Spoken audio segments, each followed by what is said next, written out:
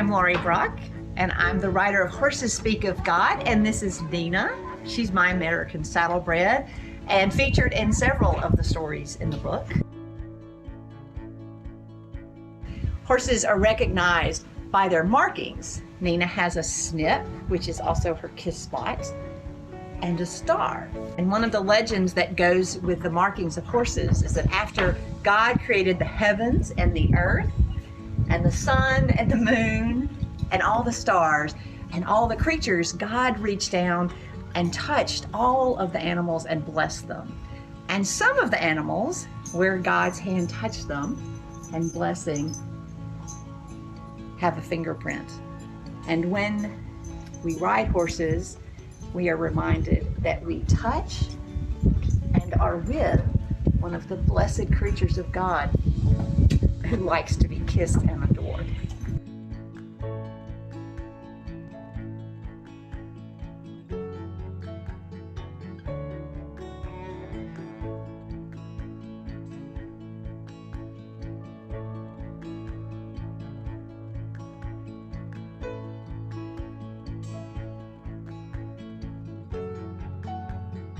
So I hope that you enjoyed reading about Nina and Izzy and all of the horses and the wisdom that they've taught me about faith and love. Good girl.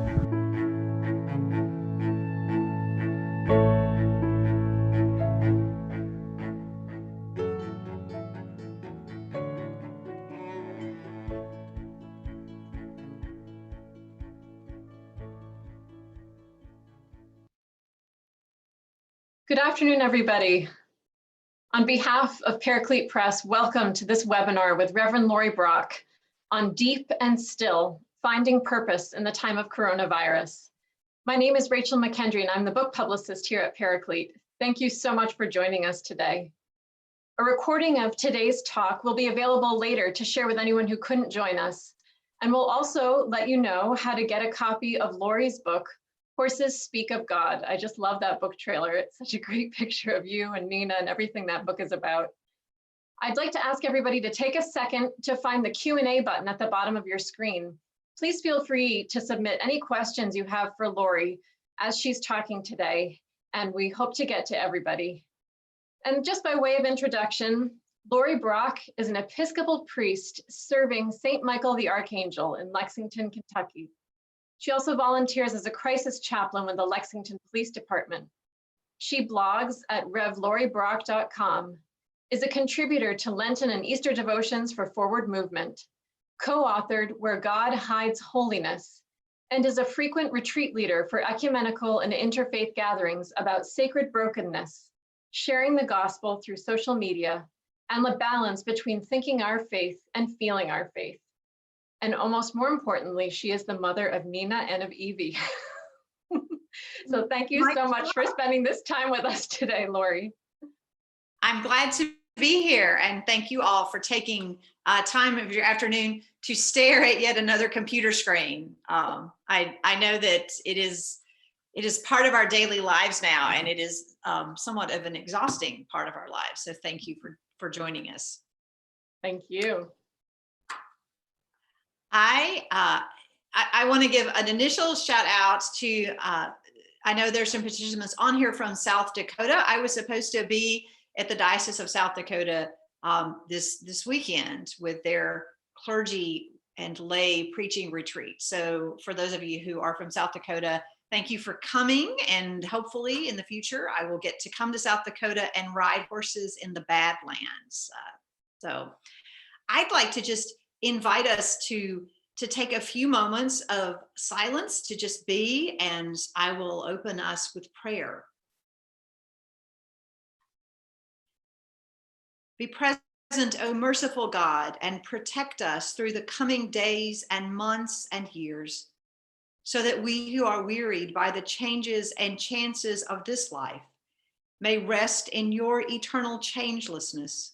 Through Jesus Christ our Lord. Amen. I was watching the video of Nina and thinking, oh, the time of haircuts, but also being able to go into the barn. Like most public places, Windswept, which is the barn where I ride and where Nina lives, closed to the public in March as a protective measure in the quarantine, but also to protect the workers who were there and live there and care for the horses. And I firmly, by the way, support that decision. I know it was a hard decision for a lot of barns to make. Some barns didn't make that decision and remained open, but I'm very proud and thankful that the barn owners at Windswept made that hard decision. And you can imagine that I and my barn family were heartbroken because for the longest period of my life, in almost a decade, I didn't ride horses. And I felt like in a time when I needed that space, I needed that holy place because my church closed for public worship, everything changed. And I felt like the one place that I can consistently go and consistently feel God's presence and insight was also suddenly gone. And we would get videos of our horses being lazy and fat and probably enjoying life. Nina's now happily put on some weight. But my barn family started to text each other. And part of it was, I think, a mutual support. So I felt like, oh, I still have that. And one of the text streams that started to come through was, are we going to remember how to ride? Oh my gosh, we've not ridden in 6 weeks. Are we even going to know how to post a trot? Are we going to know how to sit a canter?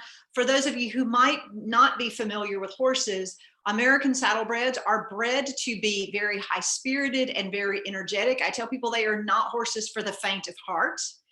And these are horses that were not getting ridden regularly. So the idea of getting back on them after 6 to 8 weeks was a little terrifying and a little fearful. And what I remember thinking as I got closer and closer to that time of, oh, the barn might open, oh, we might get to ride again, was feeling that ever rising feeling of panic, of not knowing how to do something that deeply inside my bones, I did know how to do, but the intellectual and the fear and all that got in the way. So of course, we all went out, we had our particular time slots because we couldn't go out and ride as a group. And we got to go ride. I did not get to ride Nina my first time back. And when I complained about that, my instructor told me, we need you to ride the horses that need to be ridden and hold on.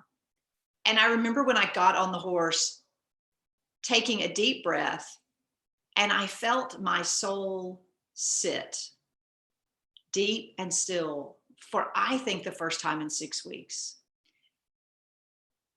And part of that was just being back in a place that I loved and being back with horses. But also part of that was letting those horses remind me that I hadn't forgotten how to ride, and all of the skills that I had as a person and as a priest and as a rider were still there and still available to me. This past lectionary, this past Sunday's lectionary, for those of you who follow the lectionary, is when Jesus and John is talking in the farewell discourses, and he's saying, I'm going ahead of you to prepare the way. And Thomas, very vulnerable, I think overwhelmed with grief and confusion, says, how do we know the way? We don't know the way. And Jesus says, yeah, you do. You know the way. And you know the way because you know Jesus. You know the way because you know love, because you know kindness, because you know prayer, because we know these things, we know the way. And what I realized in writing back, Spencer was actually the one that I rode, who was very unhappy about actually having to be ridden again. But I remember that I knew the way. And I think part of what I want to remind people right now is we are in a time of upheaval. We're in a time of grief. We don't know where the end of this is. This doesn't look like it's going to be for a season. This looks like it's going to be with us for some time. And so I'd like to invite us into some ways for you to get into the saddle and remember that you know how to ride. You know the way. You know how to do this.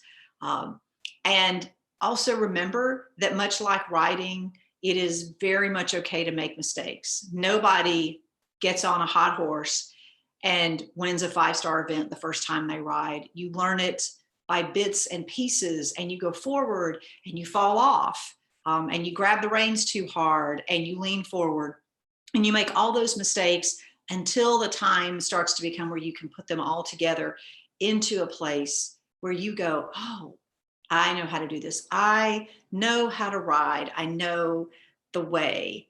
And I cannot tell you what a joy it was when I was riding, because I had actually leaned forward too far, and I heard my instructor yell at me from across the arena because I was too far forward in the canter start.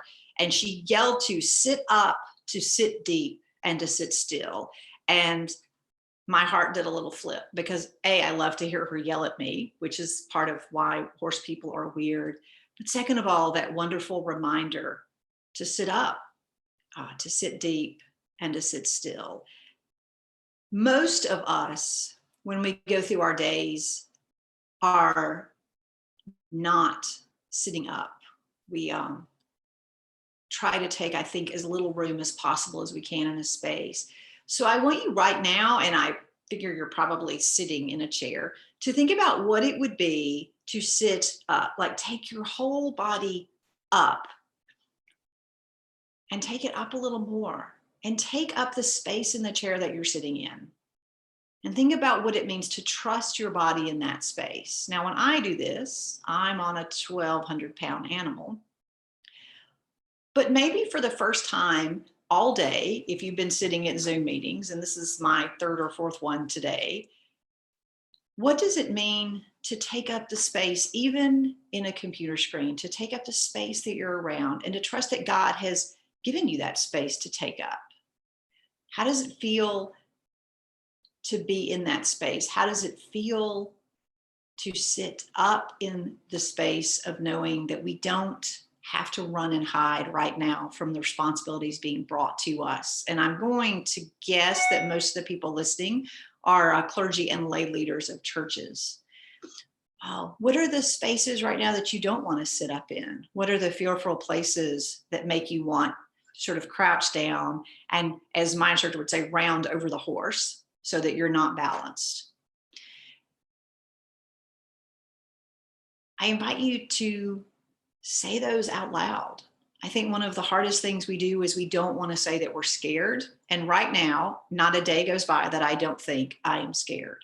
So sit up and claim the space that you're in right now. The other thing that I love about riding is it reminds me to sit deep. I have a chapter in the book about sitting deep. And one of the interesting things about our backsides is that, first of all, most of us complain that they're not like we like them to be. But we think anthropologically that our backsides develop because it gave us a way to rest. We didn't have to stand up the whole time. We didn't have to crouch down the whole time. We could just drop in to that wonderful collection of bones and tendons and muscles and fat back there, and we could rest. And what I'm realizing now is how many of us have not rested for 6 and 8 and sometimes 10 and 12 weeks, depending on where you live in this. How many of us have just dropped in to the deepness of rest, of breathing, of being sustained because we are able to find some rest? I see there's a question. Rachel, are you going to read these out to me? Yeah, I sure can. Okay. Matt Rhodes, he's referring to something from the book that I love about bucking. Yes. Matt says, many have felt bucked by this time and are rightfully hesitant to learn what's next. But there are also many who we as clergy, lay leaders, and parishioners are reaching for the very first time through new types of worship. How can we use the gifts and presence of those virtual newcomers as encouragement for those feeling fearful? Yay. I know Matt. Hello, Matt. Thank you for joining us. So the first time I ever got bucked on a horse, I was terrified. And I thought, great, this is, I'm going to die. I didn't. And now I just sort of get annoyed if I get bucked on a horse. And But what I figured out is that there is value in claiming the fear. And that is what I think we as the community of faith can do very well. One of my colleagues has this sentence that he shared with us, and I share with you, and steal it. Ministry is all theft, I think, on some level. I feel blank towards blank because blank. And if you take nothing away from the seminar, please write that down, and I will repeat it in just a minute. I think that is a good way to give your emotions a chance to be present in this and to respond to those emotions. So it's I feel blank, scared toward blank, life, coronavirus, my income, anything, because blank. This is a really justified time to be scared. I think that, to me, people who say, oh, I'm not scared or I'm not nervous in this time, like, I want to know what good stuff you're drinking, because I am scared. I also am reminded that I don't get to ride horses if I'm constantly scared. I at some point have to remember that I know how to direct a horse. I know how to ride a horse through a buck. I know how to ride a hot horse. And I know these things because I have ridden horses for over a decade. As church leaders, whether we are ordained, whether we are lay leaders, especially if we are lay leaders right now, I invite you to sit in that deep place and remember that you have skills. When else in your life have you been scared? Have you been scared because a family member had a serious illness? Have you been scared because you lost your job? Have you been scared because you felt very unprepared? How many of us are having, my favorite dream right now to have is that I'm walking in a classroom and there's a test and I didn't know about it. So you just quintessential anxiety dream of fear. And in that space, I also invite us to remember that we do know how to meet fear with confidence and love. We know the way. We have the skills to do that.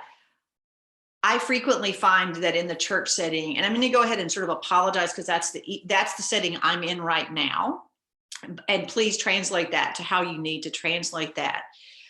But there is a fear of screwing this up. Like somehow I'm not going to do something and it's gonna completely blow apart the entire salvific history of the world.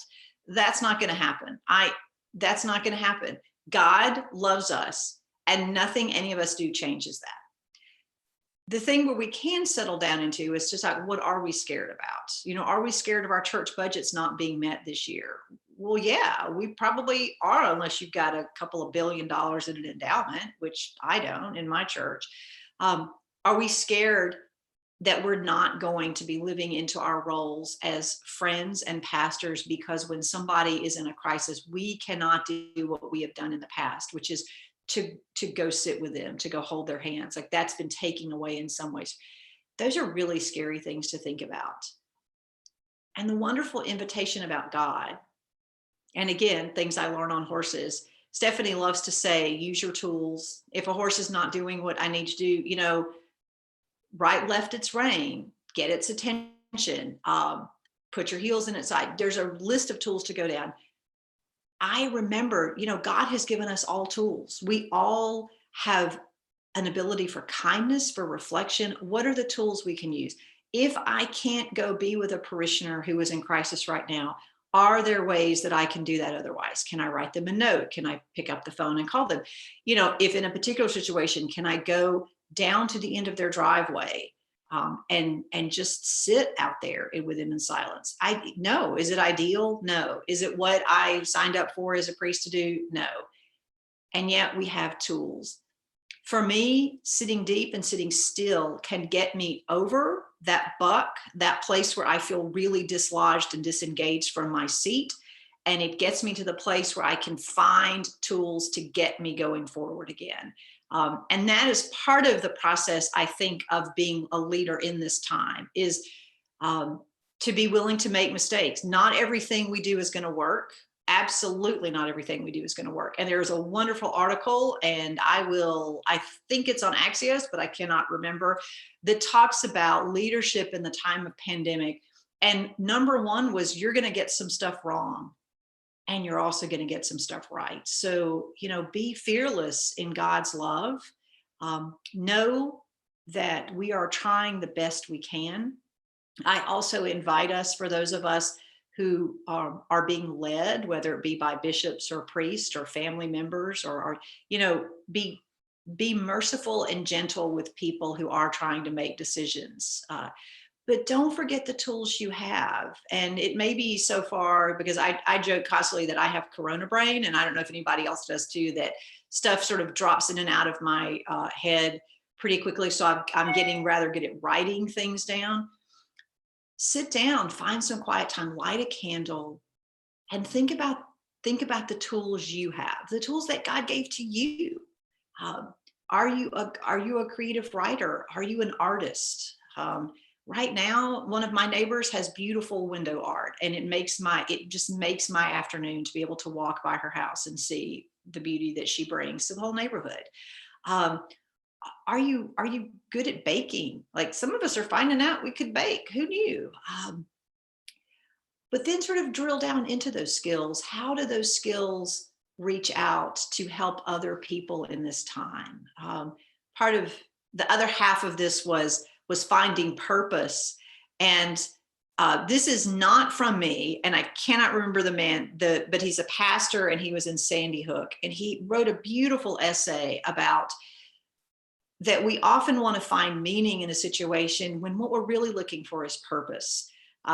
My shorthanded way of saying it is, you cannot read the first third of the first Harry Potter book and know the fullness of the whole story.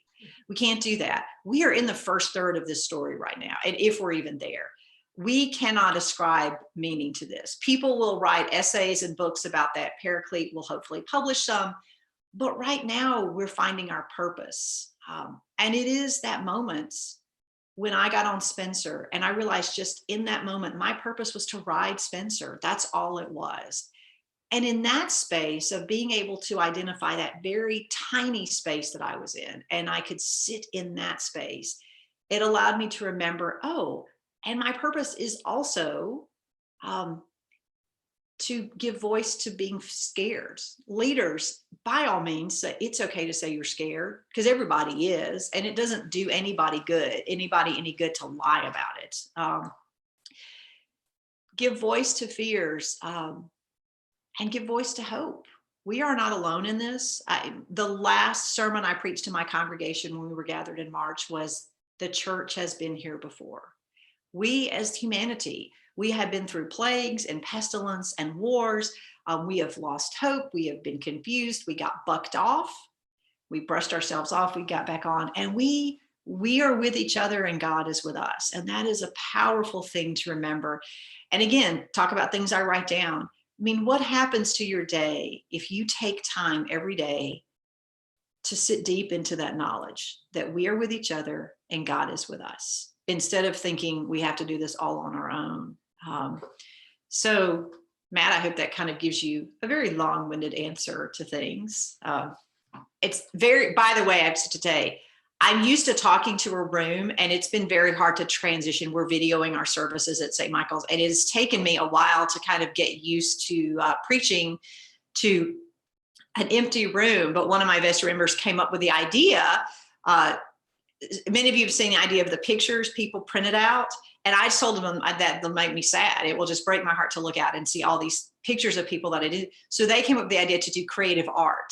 So it's an ever-growing art gallery in the pews. And it is wonderful to see that. And I think, I'm getting to preach right now to people's creative spirits that I never would have gotten to do, in that way.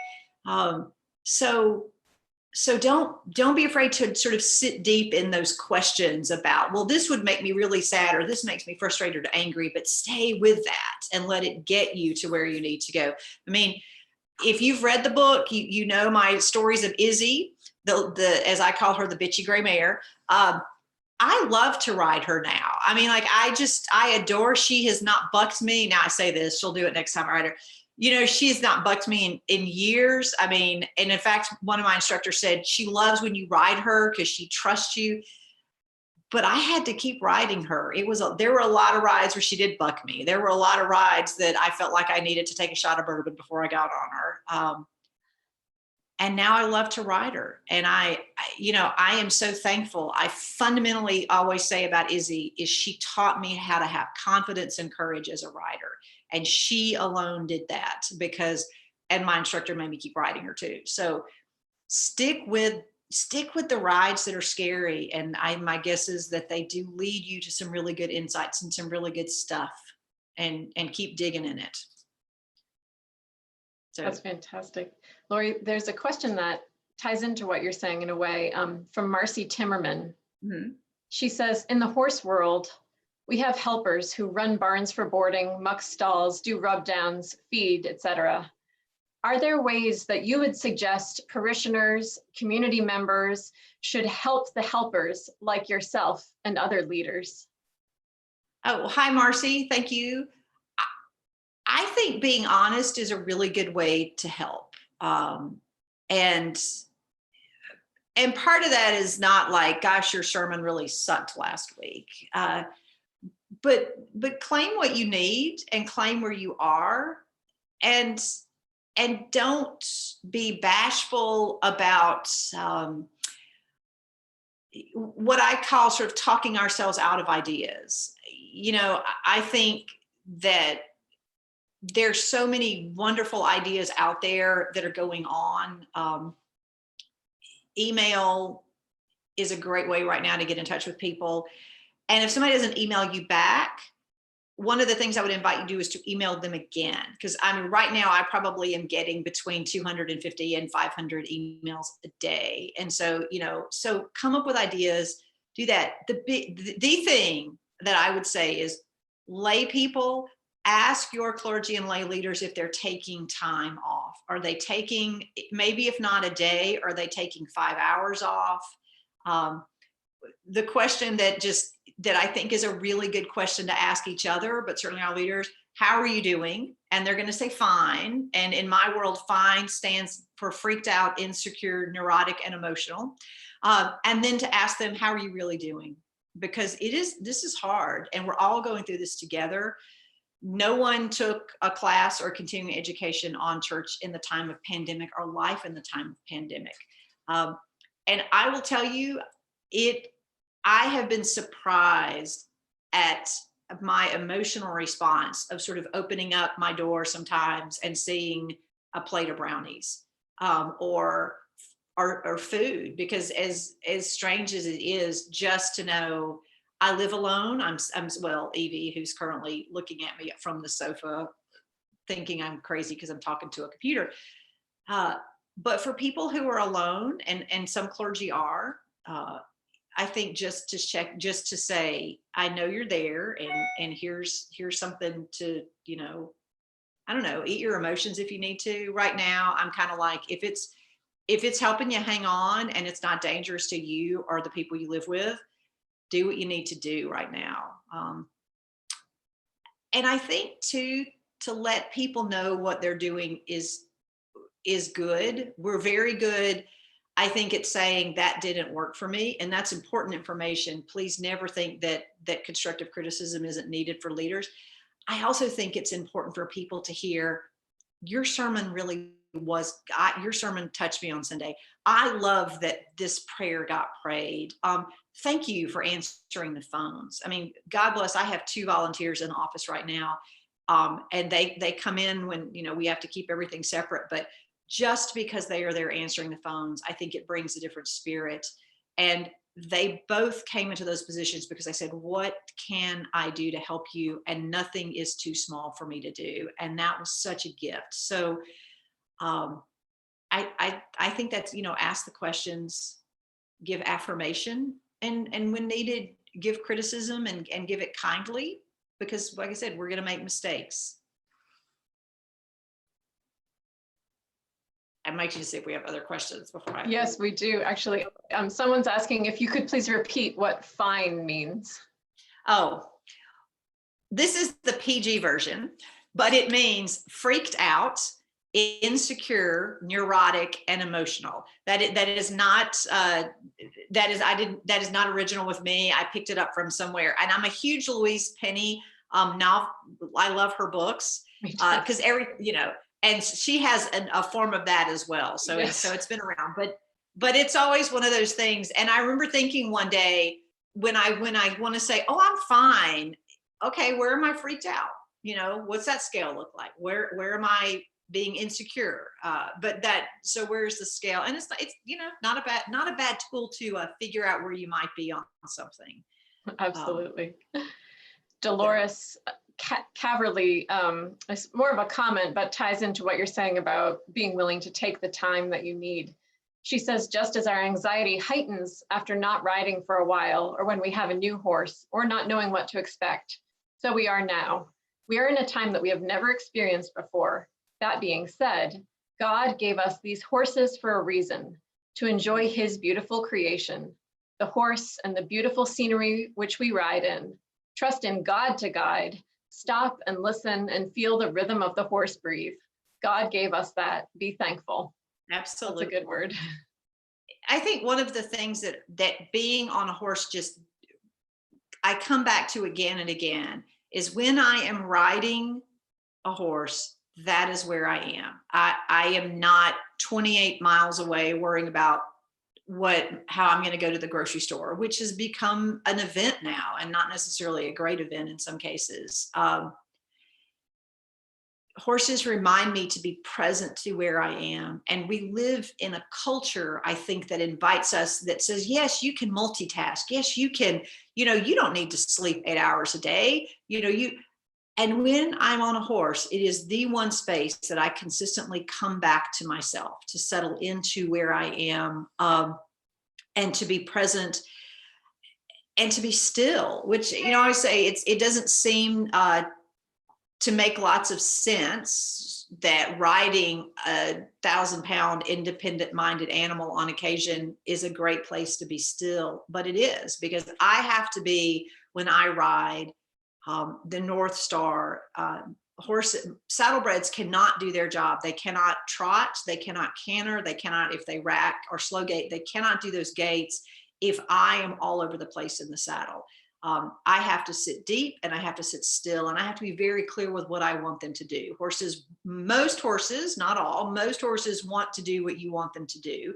And if I'm scattered, if I'm not sitting where I need to be, if I'm not sitting up, then it throws the horse off balance. And I think in leadership, particularly in this time right now, it is very much an elaboration of put your own oxygen mask on first. But if we are not caring for ourselves, if we are not centered in prayer, out of my tradition, or if not meditation, but sometime when I am quiet, if I'm not centered in breathing, water. One of my friends and I were realizing that we were all sort of getting so stressed out that we weren't drinking enough water every day. And so just to the point of that, I had to set my alarm to remember, drink a cup of tea or some water.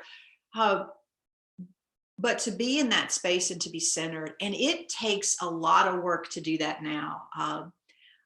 I've said that it takes twice as long to do half as much right now because of all of the stress and anxiety that we're all living under. And I remind myself, it's okay to do that. I mean, it's okay that it takes twice as long. I might need to set an alarm to remember to drink. So one of my breathing patterns that I do before I show a horse is to breathe in 4 counts, to hold it 4 counts, and to breathe out 4 counts. Again, not original with me, pretty well common. And that just gets me centered on the horse before I show, because there's a lot, they're raring to go, and I'm excited and nervous, and that I have found that that's really helpful for me to do now, because I'm not showing, but even just before I start my day, or before I have to write a sermon, or before I have to make a phone call, just to remember to sit deep and to sit still, because that lets the world move around me well, but it also helps me respond to that movement in the same way that sitting in saddle deep and still helps me respond to the movement of horse. I was on Fatimo, who is a sweet, sweet little horse, but scared of everything. And he loves to jump sideways. And he was scared of a door, and there was a pile of shavings that were scary. And he just kept jumping sideways. And one of the mothers, who she rides and her daughter rides,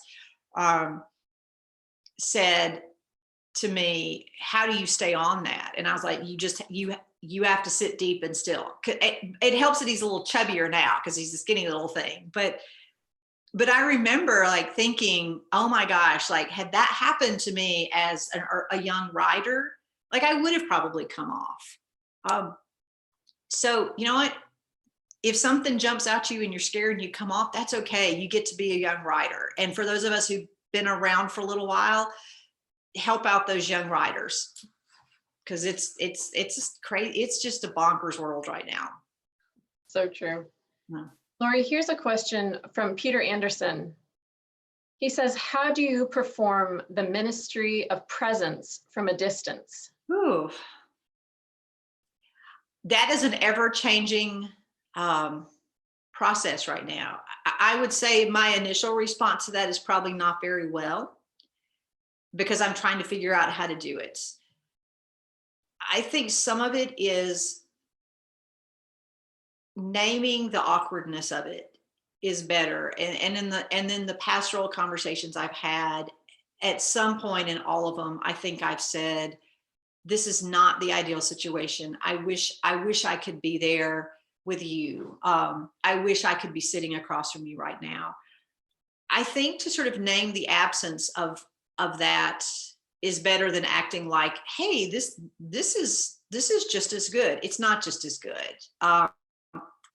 There's nothing like trying to be pastorally present over a Zoom call or a telephone, a call, or even 10 feet away from somebody. It is not how we humans, I think, comfort each other in that space.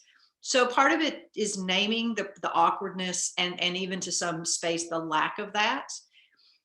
And the other part of it is I just go back to the times in my life where, I have friends who live all over the world, and I've been talking to them on the phone. And what I realize is, while it isn't perfect, while it's not one, it isn't the same as sitting across in my garden with a friend of mine talking about our day. When we talk on the phone or when we FaceTime, God is still present with the space. And I think to just remember that God is still in that space, that love is in that space, and our best offering is what we've got. And to give ourselves some space about that.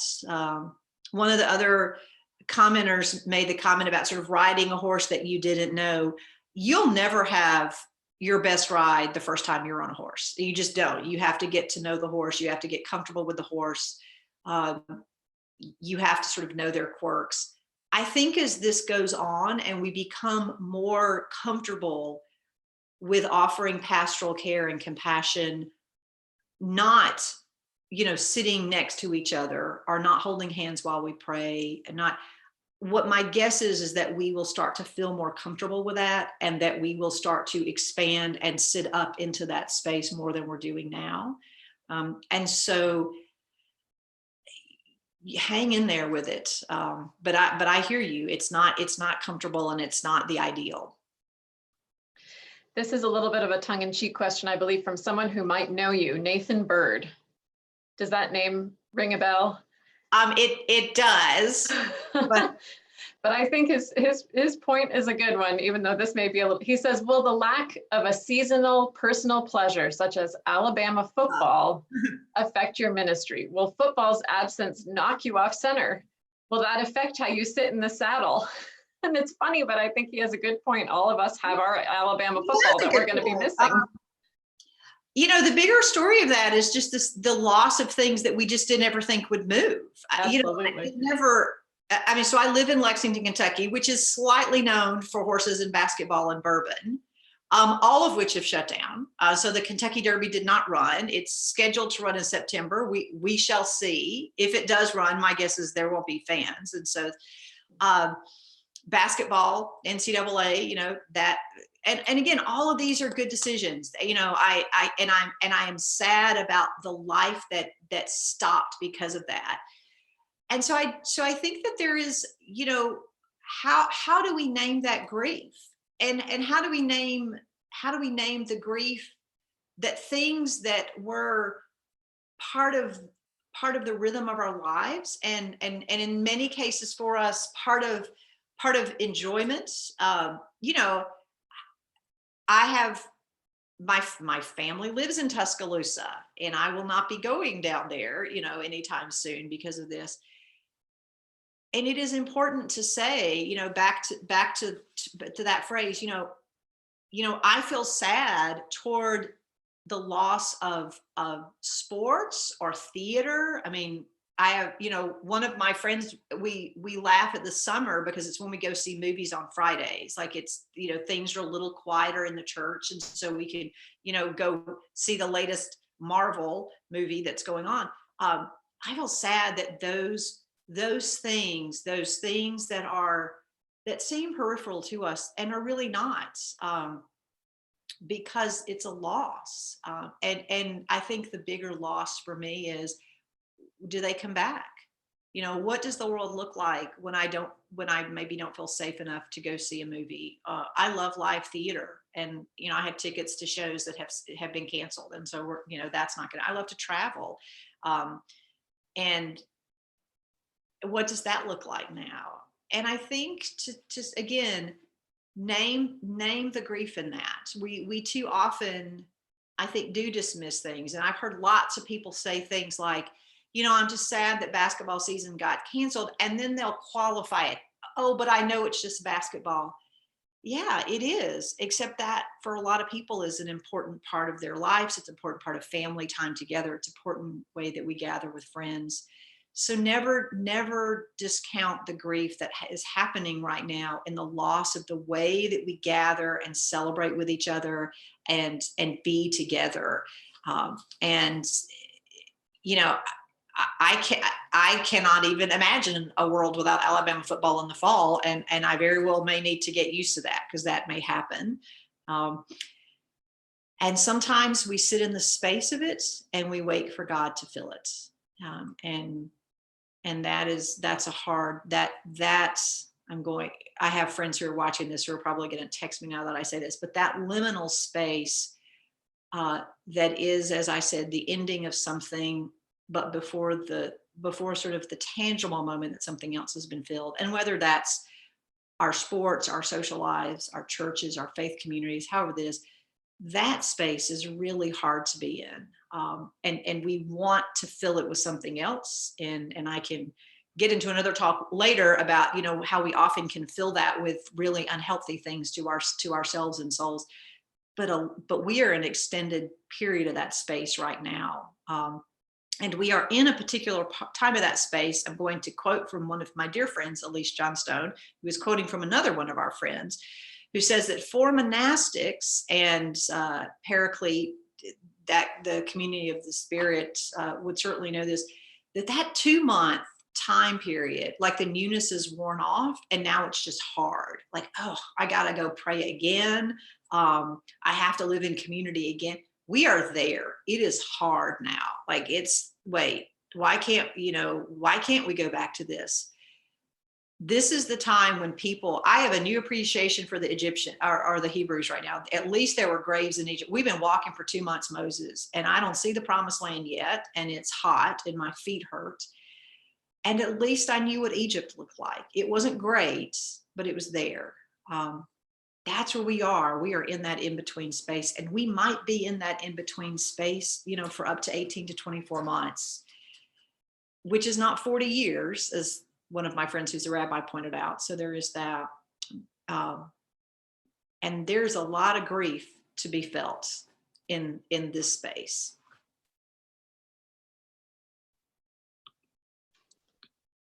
Thank you. Sherilyn Pierce is asking a question that really has been a theme through your whole talk, but I mean, I appreciate the chapters in the book where you speak about, again, the idea of sitting still, and even the exercise that you used to open this time today of just being still, breathing, taking the space. So I think, Sherilyn, unless there's anything else, Laurie, that you want to say about that,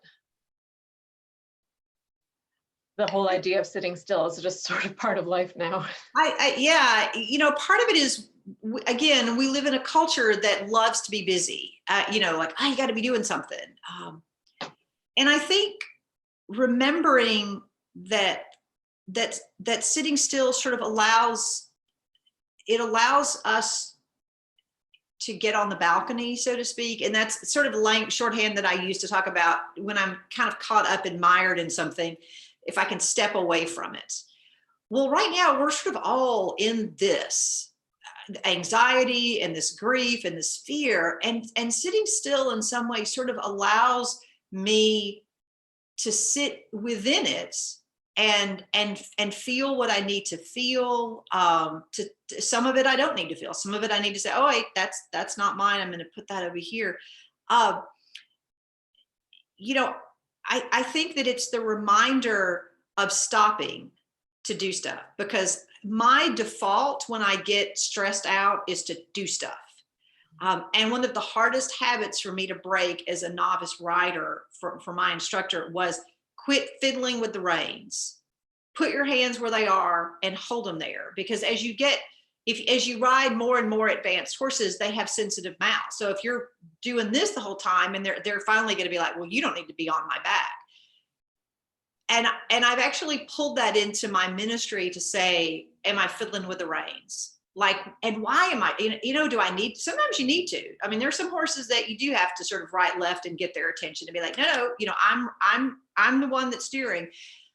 But most horses put the reins where they are and then let things go forward, and that's another thing I think as a rider is, you call for the horse to go forward, but you're scared of it. So you're kind of pulling back a little bit. And the equestrians out there will know what I'm talking about. A horse can't do that. You cannot simultaneously pull back and go forward at the same time. And yet, how many of us as clergy are trying to do that? We're scared of what we don't know. We're freaking out about budgets. We're pulling back. And yet the innate life of God is to move somewhere, and it's, and so I think part of it is, can we keep our hands still and let God go forward? And I'm always cautious about, because I do think God moves backwards in holy ways as well. But I don't really want a horse to move backwards a lot, because usually they fall back on their butts and off we go. But I think that there is that moment of, to let a horse move forward means I've got to just put my hands there and let that horse move me.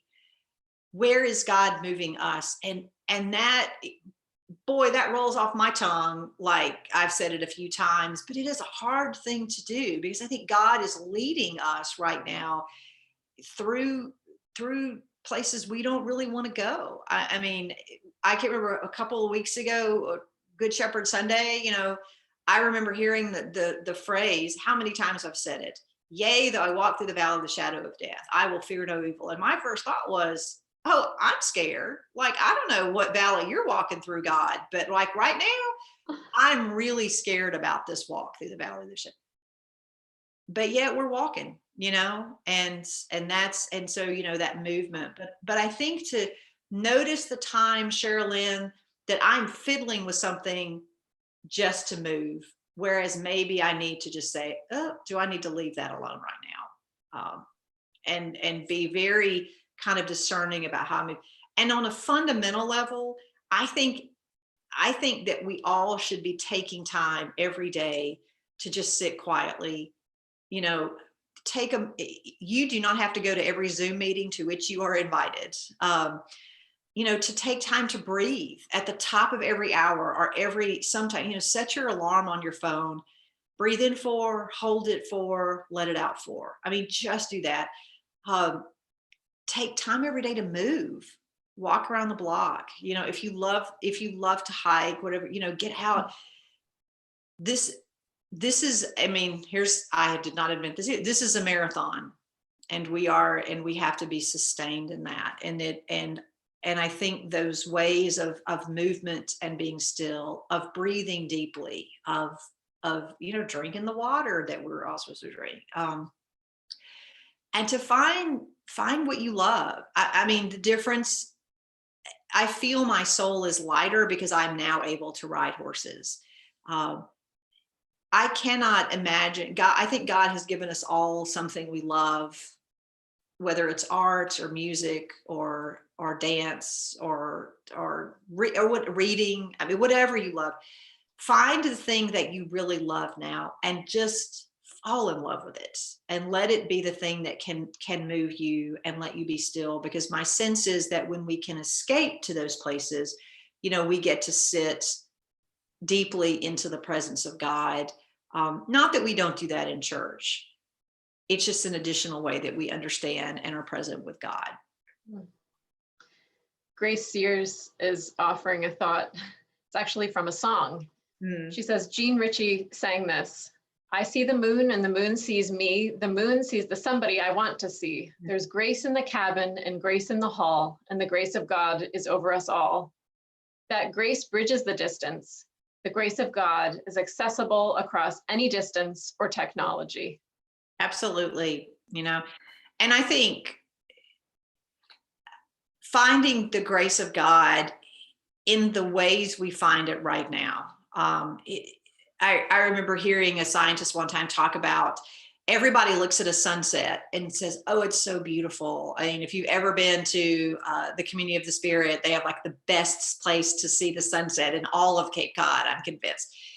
And he said, but who looks at a decaying tree and says, with all the little bugs and stuff, and says, oh, isn't that beautiful? Some people might, but most of us don't. I mean, most of us just see a decaying tree and kind of like, ugh, I don't want to touch anything. Right now, we're called to see grace in all sorts of things. And I think that, just sitting still and finding grace and finding joy, even if it's, wow, I had a really good piece of chocolate today, or, yay. One of my friends said the other day, she walked in and she realized that she just said, I just kind of, in my prayers, started to thank God for Hulu and Netflix and Acorn, like these, because she goes, I could watch that stuff. And I think those are important places to find that joy where it is right now. And take the win when you can get it, because I laughed. So I was riding earlier this week, one of the horses that I don't normally like to ride. And then Fatima was being silly. And I just thought, 8 weeks ago, I would have complained about those rides. I would have been irritated that, Fatima was jumpy. I would have been annoyed. And I'm not complaining now. I'm so happy to be back in the saddle. Fatima can just jump sideways all he wants to. And he is a good horse if Stephanie's watching this, but but and in that moment I realized, like, oh, that's a good thing that perspective has changed, because I ride so often, I forget what a gift and privilege it is to ride horses. And what a gift and privilege it is to have Zoom, and to have people that you can talk with, and that's, so perspective is helpful right now. An anonymous attendee is asking a question I can relate to, and I think ties into that feeling of like, we should be doing things. What if we like too many things? It's so hard to figure out which one God wants us to do. Oh, yeah, that's, I think just go with it. I have a friend of mine who is like, she has her thing on Monday and her thing on Tuesday and her thing on. So I think, to organize it. And I also think, again, back to that sitting deep and still, what is it about the too many things that's attractive? Does it allow, I mean, most of us have lots of hobbies and things that bring us joy. Spend some time each day doing one, enjoy it. I think right now the world needs a lot of joy. So if it spills out your house, yay. That's wonderful. Thank you. Laurie, one of the things that you write about in the book, I guess it's a theme that comes throughout the book, is vulnerability. Mm. And how sometimes in the midst of all this, I remember a particular image where the coffee cup wasn't in the right place in the coffee maker, and it was sort of the cherry on top of the day. And we all have those moments like that. And when it's important to just allow yourself to have the moment, reach out to who you need to reach out to. Yeah, well, and of course, the funny part of this is like 3 days into quarantine, the Keurig broke. So I was like, you've got to be kidding me. Like, and so I had a whole moment of, this is not the time to relive this chapter. And so, and you know, so and then the other day I was walking Evie and my shoe was untied. So I decided to yell at my shoestring, and that was really good. But yeah, I mean, that it just goes back to that, you know, I feel blank today. Like I am angry right now. I'm upset. I'm frustrated. I can't, you know, I mean, I've had plenty of moments where I've been like, I can't do this. I don't know what I'm doing, you know, and none of us know what we're doing. So, um, and then, you know, I would say God expects our temper tantrums and can actually handle them too. So, I always say, let it out there and let it out to things that it can handle it. Don't do that. Don't let it out, you know, to your children or to people who can't handle it. So, and this is my public service announcement. This is really hard for all of us. This is also not a time to just like think you have to muscle through any kind of mental health problem. So many communities have lines you can call. Lots of therapists are now, you know, on telehealth.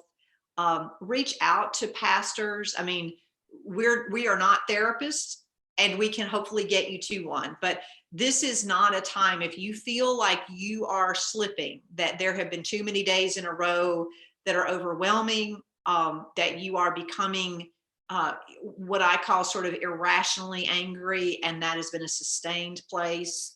If you are consistently not sleeping, if you think you're drinking more than you are comfortable drinking, or that you're drinking more than somebody who loves you very much is comfortable doing it, please reach out for help. We are in this together. And I think loving, you know, the commandment is to love God, to love ourselves, and to love our neighbors. And loving ourselves means taking care of ourselves. And that includes our physical health, and it includes our emotional health, and our mental health, and our spiritual health. So by all means, if you feel overwhelmed, this is not, you're not weak. Nobody's weak. We're all, you know, sometimes barely keeping our heads above water. And right now, I think, please reach out for help if you need that. And there's a lot of good resources online to get you to those places. And or call a friend if you need that. But that is a place where I would say check on each other and ask those questions, because it's just hard for everybody. Yeah, so true. It's great advice. Thank you so much, Laurie. And thank you so much to everyone who joined us and for all those wonderful questions. I know. I was like, oh, wow, people came, because I never. Oh, yeah. We've had a very faithful audience today. Well, and one of the things that I'm going to point out, and if you follow me on Twitter, or, you know, and John Sweeney, who's editor, you know, your local bookstores need your help right now. And I think reading is there's great books out there. Poetry, I mean, I don't write poetry at all, but I love to read it because it's short and it's wonderful. And it sometimes says things that I can't say. So, you know, please check out Paraclete. Rachel's like, we didn't pay her to say that. They didn't, but you know, a lot of local bookstores are doing, and I know in Kentucky, a lot of them are doing that. You can order online and then they'll just put it in your trunk when you go there.